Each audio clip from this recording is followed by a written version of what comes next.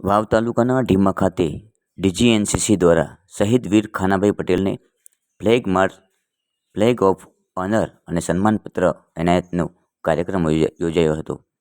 શહીદ વીરોની શહાદતથી આપણો ધ્વજ ઊંચે લહેરાઈ રહ્યો છે. કર્તવ્ય રાજેશ નવરખેલે.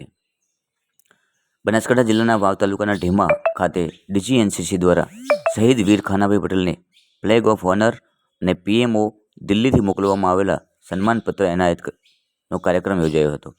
35 ગુજરાત બટાલિયન પાલનપુરના commanding officer Shri colonel Rajesh નવરખેલને અધ્યક્ષસ્થાને યોજાયેલ આ કાર્યક્રમમાં શહીદ વીર ખાનાભાઈ પટેલને શ્રદ્ધાંજલિ અર્પણ કરી હતી. શહીદ વીરના પિતા શ્રી રામાભાઈ પટેલને પ્રશસ્તિપત્ર એનાયત કરવામાં આવ્યું હતું. શહીદ વીર રામાભાઈ પટેલનો જન્મ 25 ડિસેમ્બર 1989ના રોજ વાવ તાલુકાના ઢીમા ગામે થયો હતો. તેઓ નાની ઉંમરે દેશ સેવા માટે ભારતીય સેનામાં જોડાઈને મહાર રેજિમેન્ટમાં સિપાહી તરીકે સેવા આપતા હતા. જમ્મુ કાશ્મીરના પૂંછ જિલ્લાના મેંડર સેક્ટરમાં આતંકવાદીઓ સાથેની લડાઈમાં જવાબી કાર્યવાહી દરમિયાન સિપાહી શ્રી ખાનાભાઈ રામાભાઈ ભૌમની રક્ષા કાજે શહીદ થયા હતા. તેની સ્મૃતિમાં તેમના ખેતરમાં શહીદ વીર ખાનાભાઈનું સ્ટેચ્યુ બનાવવામાં આવ્યું છે, જેના પર પુષ્પાંજલિ અર્પણ કરીને લોકો અમર શહીદ જવાનને યાદ કરે છે.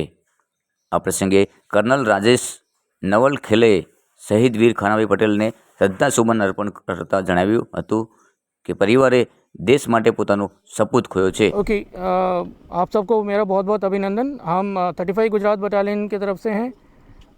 ये कार्यक्रम Gujarat directorate NCC Gujarat directorate द्वारा आयोजित किया गया है और ये प्रधानमंत्री द्वारा जो प्रतीक चिन्ह और प्रशस्ति पत्र भेजा गया है प्रत्येक शहीद के लिए प्रत्येक गांव में जाकर एनसीसी द्वारा उनको हैंडओवर करना, इस कार्यक्रम के तहत गुजरात डायरेक्टरेट की तरफ से है।